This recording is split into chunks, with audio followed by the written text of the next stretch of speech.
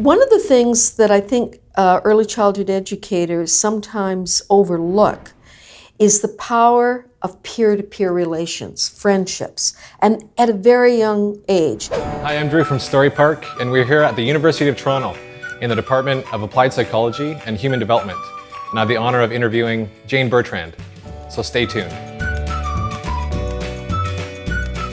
I think we now know from the science that it's not just parallel play and real friendships develop, at age 5. Real friendships develop in infant rooms with young babies noticing each other. They have preferences for some babies over others. They're delighted when their preferred friend comes in. They play together. And even in infants, definitely in 2-year-olds and 3-year-olds, children in early childhood settings spend more time with other children than they do interacting with adults, just by the numbers. If there's 8 3-year-olds for every adult, there's going to be more time interacting with other kids. And we don't necessarily pay as much attention to those interactions and what we can do to nurture them, to challenge them, and use them for learning opportunities. I think our European friends, early childhood educators, are more attuned to this and pay more attention to that. And I think it's something we could pay more attention to. How do we set up environments? How do we encourage peer-to-peer interactions? Friendships, yes, and all that goes with friendships and learning to get along and the social-emotional learning, but also the cognitive learning that happens with that, with the language. How can we set up learning experiences that require cooperation and children to share their ideas with each other? Strong socio-dramatic play requires that kids share a fantasy, okay? And they get into roles and they stay in those roles and share a fantasy.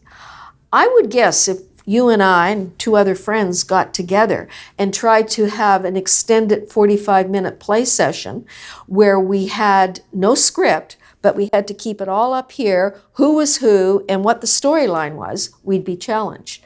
4 and 5-year-olds who have good environments set up for that, and educators who know judicious questions to ask and materials to bring in, but mostly observe, can do that. They can do it for an hour. They can continue day after day with the same narrative continuing on. That's pretty sophisticated stuff. Yeah, absolutely. And how do you set up those environments? Like, what does that look like? You're asking the question that we need to set up those environments and encourage, but... Well, there's first of all, there's the time.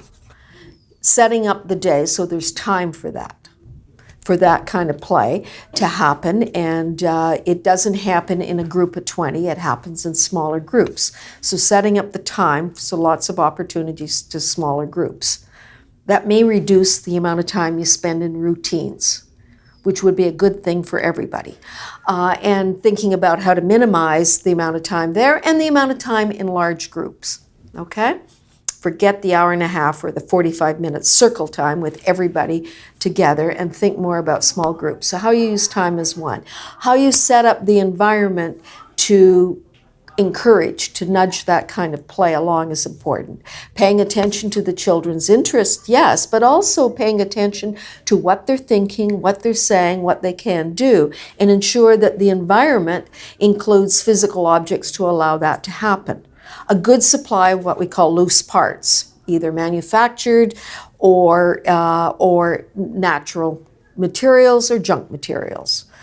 What can happen in a preschool with corks and bottle caps can be quite amazing. And having lots and lots of those kinds of materials, as well as other kinds of props that will encourage the play that the children are interested in, helps too. Having enough space. There's no point of having little tiny block centers with big blocks with 3 and 4 and 5-year-olds. You need to have enough space to build things and to keep the play going. Often locating a housekeeping or socio-dramatic area near the block play makes a lot of sense.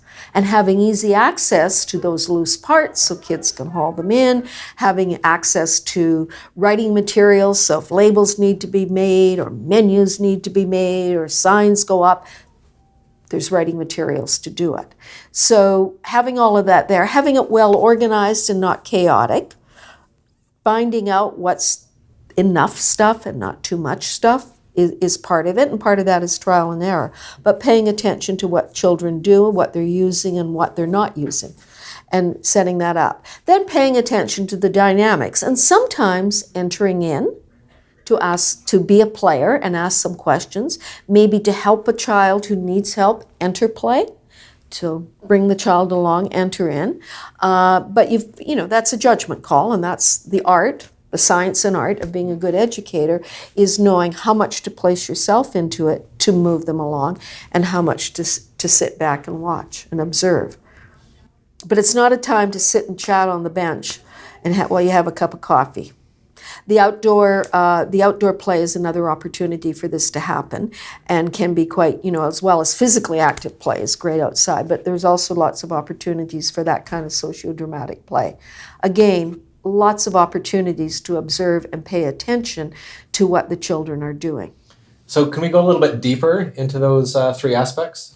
Okay, when we talk about emotional responsiveness, we're talking about paying attention to how children feel, to making our social environment inviting, engaging, comfortable, and safe for the child. Being really attuned when they're upset, asking questions about it, comforting children, paying attention to the child who comes in and is standing back and looking hesitant to let go of their parent's hand, moving in, down at their level, eye-to-eye contact, how are you? Come see what I've got. Being available to the child, being physically and emotionally available to kids is a very important part of that, social-emotional responsiveness. The other aspect of social-emotional responsive is providing guidance about what social expectations are, by providing limits sometimes. You can't hit other kids. And talking about that and how other kids feel, but acknowledging a child may be angry, a child may be mad. These are honest emotions. So naming emotions, helping a child deal with them, that's all part of being socially emotional responsive. It's absolutely essential in parent-child relationships and what builds secure attachments, and it's critical in early childhood settings as well as into the early years. By and large, early childhood educators, the research show us, do a good job on that. Tend to be open, responsive. They have chosen a career direction, and they like young kids. They enjoy being with them. So that goes a long way.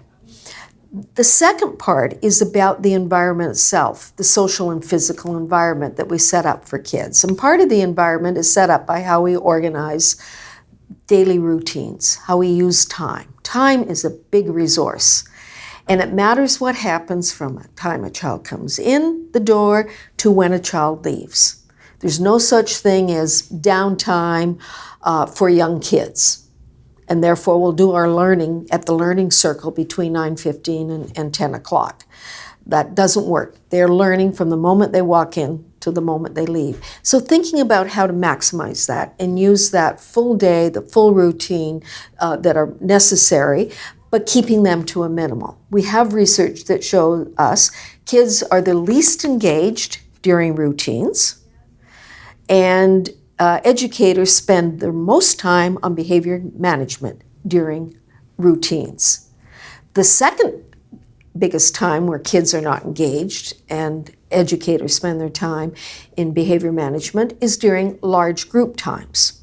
Usually especially if we try to use large group times for learning that not all of the children may be ready for, or maybe things that kids already know. Large group times are good for social things, singing songs together, clapping together, rhymes together, games together, and can be very effective in moving from one part of the day to another. But they're not great for much else. So thinking about using time so that kids are mostly in small groups and engaged in small groups is really important of how we set up the environment. And then there's how we set up the physical environment. That's also important in paying attention to learning areas, play areas that make sense to kids, that they can use them, where there's good pathways and sight lines, etc. So that's the second part. The third part is where early childhood educators and educators in primary schools, research shows us, don't do as well as we might. And that's being cognitively responsive. That's paying attention to what and how children are thinking. It's getting inside and figuring out what their ideas are, to puzzling about what they're thinking. Even when children are not able to talk yet, we can pay attention to how they engage in the world, how they're crawling around on the floor, what's gaining their attention, what they're going back to repeatedly, what distracts them. Those sorts of things give us some strong clues to what they're thinking. As language comes on, we open up a whole new universe to understand what kids are thinking. And asking questions that are meaningful, that challenge kids' thinking, that get us inside their heads and we can figure out what their ideas are. Asking them, what do you think is happening when the ant is taking the piece of sawdust across the anthill? What do you think is happening? What are your ideas? And then paying attention to the answer and asking a question back. Paying attention when to provide a bit of information and when to ask another question that's meaningful to the child. Sometimes that's called scaffolding, where we give where we support learning and by giving a nudge, a bit of information, a bit of a skill that's necessary to get to the next level, or to have an aha moment. We call that scaffolding within the zone of proximal development, to use Vygotsky's theory, which is quite prevalent amongst early childhood educators.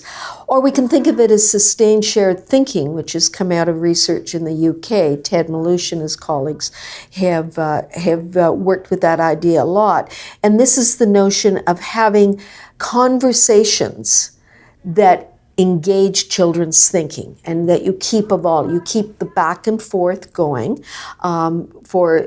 with one or two children, best with one or two children, where you're really getting at what their thinking is and thinking about when to give more information or when to ask another question. Through that, the goal is to challenge the child, but also for the child to have some ahas, for some learning to come out of it. And you can recognize that and verbalize what the child has learned. And this can go on. I mean, sometimes those kind of shared, sustained thinking conversations can go on for 5 or 10 minutes with a lot of back and forth, particularly if a child is very engaged in trying to solve a problem. So those are the three aspects.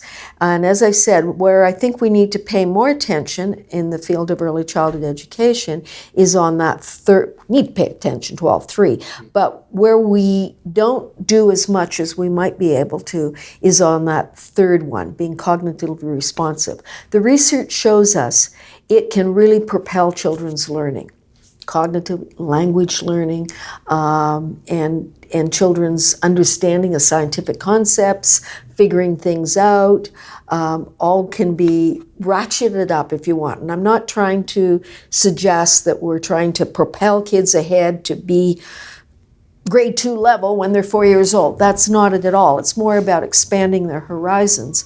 And it increases their enjoyment in what they're doing. We enjoy things more when we're just a bit challenged. Thanks for watching Nap Time. If you'd like to see more videos like this, then click the subscribe button up there and I'll see you next time.